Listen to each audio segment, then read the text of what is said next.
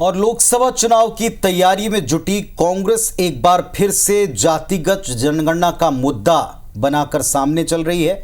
हर जगह, हर मंच पर, हर मौके पर कांग्रेस के सबसे बड़े नेता राहुल गांधी सरकार बनने पर जातिगत जनगणना की पैरवी करते हैं। लेकिन इन सब के बीच अब पार्टी के भीतर ही इस मुद्दे पर विरोध के स्वर भी सामने आने लगे हैं। पार्टी के वरिष्ठ नेता हैं आनंद शर्मा। इन्होंने जातिगत जनगणना को लोकतंत्र के लिए नुकसानदायक बताते हुए इसे इंदिरा और राजीव की विरासत का अपमान बताया है।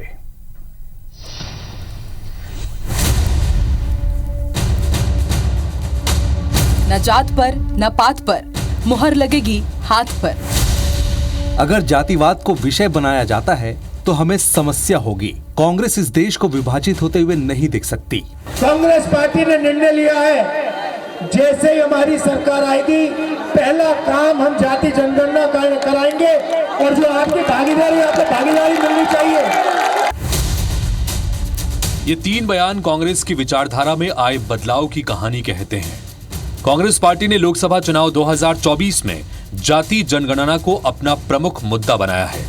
लगभग हर मंच से पार्टी के सांसद राहुल गांधी इस मुद्दे पर बोलते हैं और वादा भी करते हैं कि देश में अगर कांग्रेस की सरकार आई तो वे जाति जनगणना कराएंगे।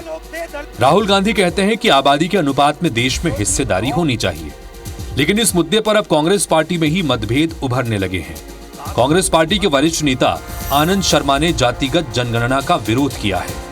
आनंद शर्मा ने पार्टी अध्यक्ष मल्लिकार्जुन खड़गे को चिट्ठी लिखी है, जिसमें उन्होंने जाति के आधार पर जनगणना की मांग को पूर्व प्रधानमंत्री इंदिरा गांधी और राजीव गांधी की विरासत का अपमान बताया है। आनंद शर्मा ने लेटर में राहुल गांधी का नाम लिए बगैर लिखा कि जाति जनगणना की मांग करना लोकतंत्र के लिए नुकसानदायक है और इससे बेरोजगारी और असमानता खत्म नहीं होगी। आनंद शर्मा ने अपने लेटर में इंदिरा गांधी के 1980 में दिए गए नारे का भी जिक्र किया, जिसमें इंदिरा गांधी ने कहा था कि न जात पर न पात पर मुहर लगेगी हाथ पर।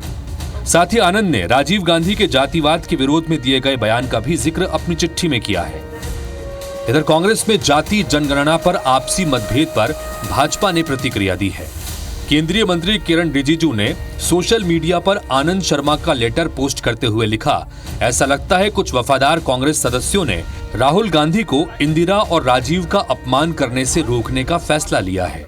2023 में 5 राज्यों में हुए विधानसभा चुनाव के दौरान भी कांग्रेस और खासकर राहुल गांधी ने जातिगत जनगणना को मुद्दा बनाया था, लेकिन नतीजे बताते हैं कि जनता ने इस मुद्दे पर कांग्रेस का साथ नहीं दिया। ऐसे में एक बार फिर लोकसभा चुनाव के दौरान वही मुद्दा कांग्रेस उठा रही है, लेकिन इस बार पार्टी के भीतर ही विरोध के स्वर उठ रहे हैं। अब आनंद की सलाह को पार्टी कितनी गंभीरता से लेती है ये देखना होगा, लेकिन विरासत का जिक्र कर आनंद ने पार्टी को सोचने पर मजबूर तो कर ही दिया है। Election desk, IBC 24।